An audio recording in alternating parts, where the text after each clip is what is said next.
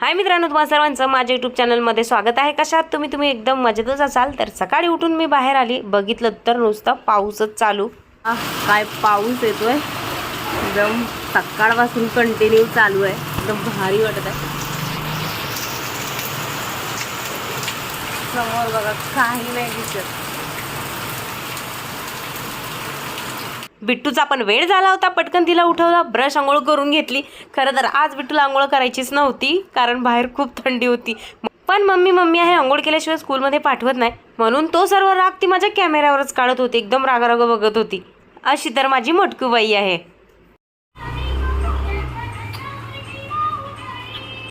आता बिट्टूला रोज पप्पा सोडून देतात, त्यामुळे मला जायची गरज पडत नाही। फक्त नवीन स्कूल स्टार्ट झालं की 1 महिना मला जावं लागतं, मग नंतर ती तिच्या पप्पासोबत जाते स्कूलमध्ये। गाडीवर बसून अजून स्कूलमध्ये सुद्धा गेली नाही तर मॅडम इथेच मला म्हणतात की मम्मी मला लवकर घ्यायला येशील। तिला म्हटलं आधी पहिला तू स्कूलमध्ये जा, नंतर मी तुला लवकर घ्यायला येईल। असा बाय करून मी आली आतमध्ये आल्यानंतर पटकन 15-20 मिनिटाची मी माझी एक्सरसाइज कंप्लीट केली। आणि एक्सरसाइज केली नाही ना तर माझा अख्खा दिवस एकदम बोर जातो, मला असं वाटतं मी काहीतरी मिस केलं।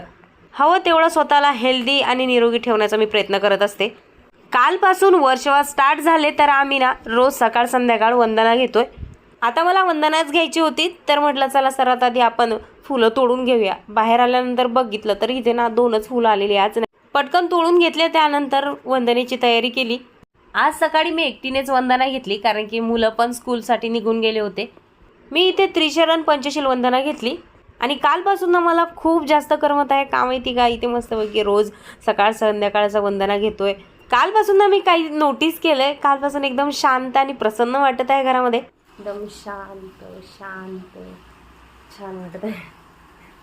थोडा वेळ ना मी हॉलमध्येच बसली, खूप छान वाटत होतं, म्हटलं चला बसूया, नाही तर तसा वेळच मिळत नाही। आणि नंतर आली मी माझ्या प्रिय मैत्रिणीकडे, जी बिचारी माझी खूप वेळची वाट बघत होती। बिट्टूचा टिफिन बनवल्यानंतर मी किचन तसंच सोडून दिलं होतं। पहिला तर सर्व भांडी आवरावर केली आणि किचन साफ केलं आणि नंतर म्हटलं चला आपली पेट पूजा करूया, कारण की भूक लवकरच लागते आजकाल।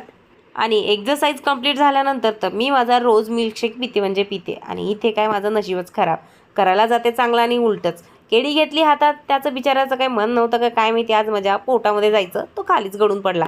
त्याला अजिबात मी माझ्या मिल्कशेकमध्ये घेतलं नाही बरं का, त्याला ठेवलं आणि त्याच्या भावाला उचलून माझ्या मिल्कशेकमध्ये मिक्स करून घेतलं। मला तरी वाटते जेवढी काळजी आपण आपल्या घरातल्यांची आणि घराची घेतो, तेवढीच काळजी स्वतःची सुद्धा घेतली पाहिजे, बरोबर की नाही? म्हणून मी इथे माझी काळजी सुद्धा घेते।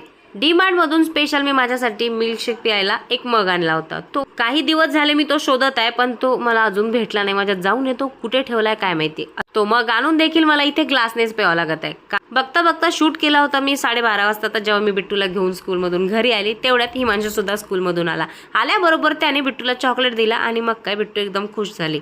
पाऊस बघा, पाऊस थोडा थांबला होता, म्हणजे 10 मिनिटच थांबला होता। तर मी काय केलं ना, कालचे कपडे होते ते बाहेर टाकले आणि हिमांशीला म्हणलं तू फक्त 2 मिनिटं लक्ष दे, जेणेकरून ते कपडे हळकतील।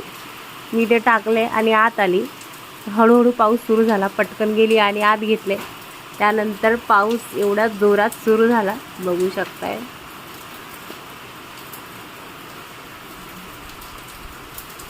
बरं झालं आम्ही पटकन कपडे काढले, नाही तर सुकलेले कपडे ओले होते ते। आणि आता मी जेवण करून बसली आहे, विचार करते आहे काय करू काय नाही, कारण व्हिडिओ बनवायचे आहेत, पण आज खूप आळस आला आहे मला ना, झोप येत आहे। बाहेरचं वातावरण बघू,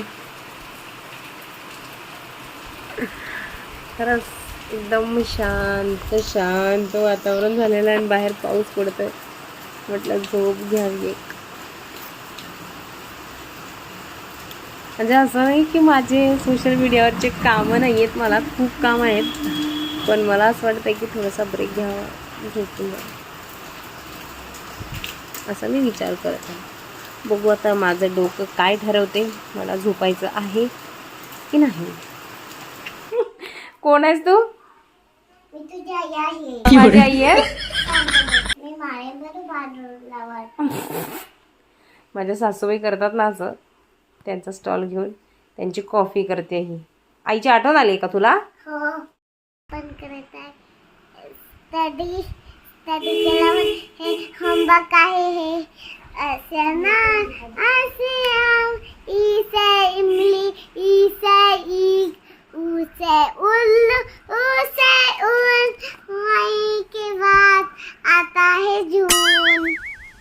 सोने के बाद आता. तर या दोघांची मी इथे बसून घेत आहे स्टडी. त्याला मी बुक रीड करायला सांगितलंय आणि हिचं रीडिंगचं जे काम आहे ते झालंय. आता रायटिंग वर्क चालू आहे.